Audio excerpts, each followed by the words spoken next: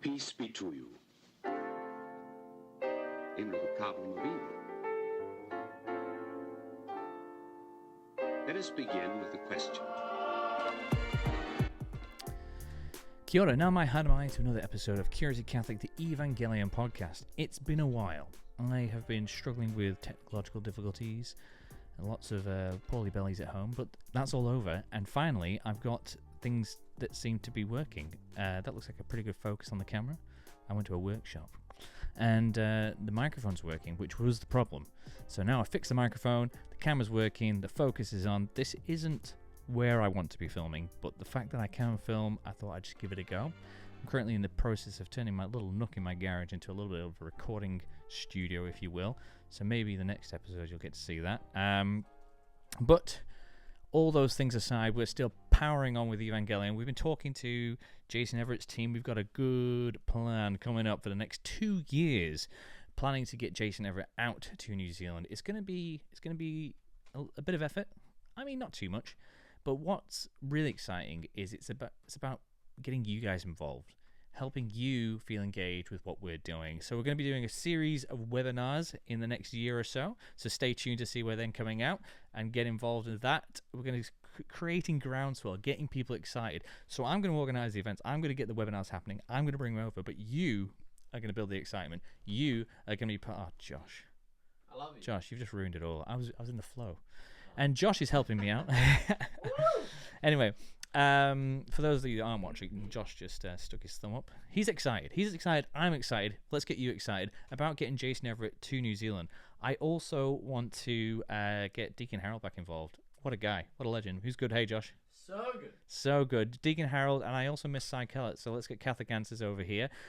We've been talking to the Knights, what's it called? The Knights of the Holy Sepulchre of the Southern Cross? That's right. The Southern Cross of the Equestrian Order.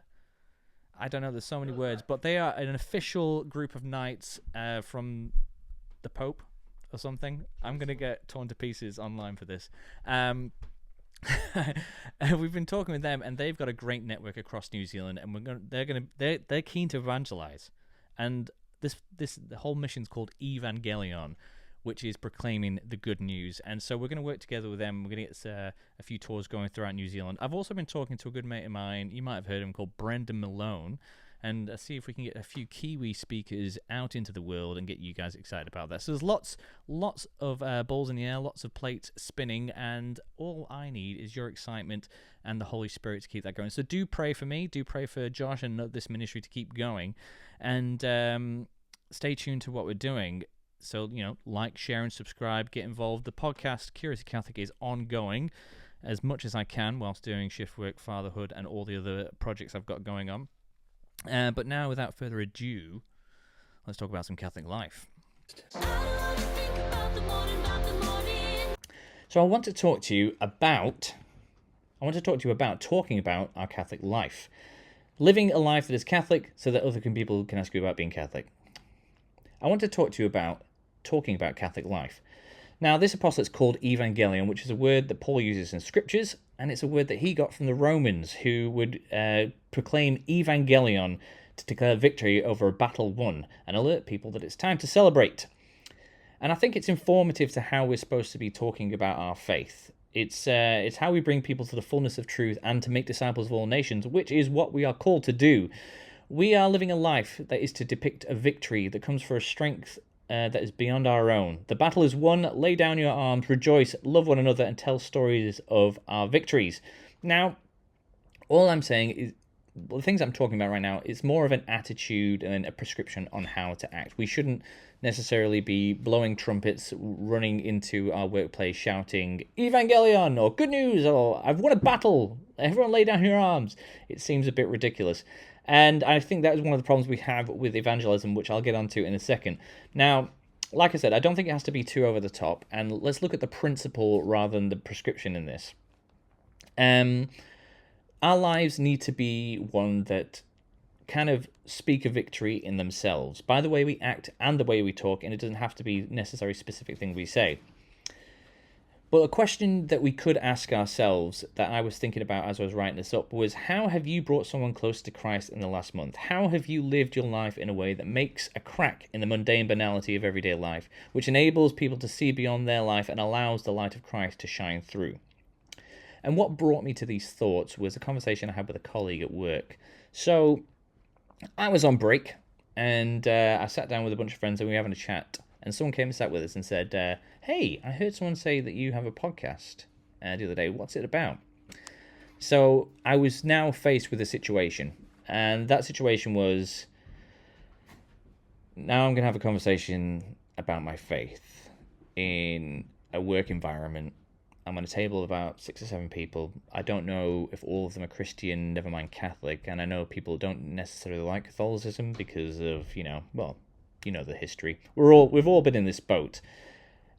Now, I knew it was going to be a question about talking about my faith because she asked about my podcast, which is called Curiously Catholic. And I feel like I could have done one of two ways. I could have shied away from the conversation and just been, yeah, it's just a little podcast that I do. It's not really anything. Or I could have shared like an authentic part of who I am and what I do. Podcasting is something I love. And I'm a Catholic, so obviously that's what I'm going to talk about.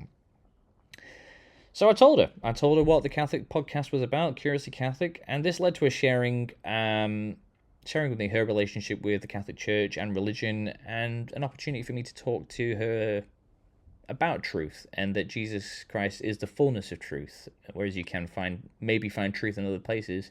We get the most of it from Jesus and the Catholic Church.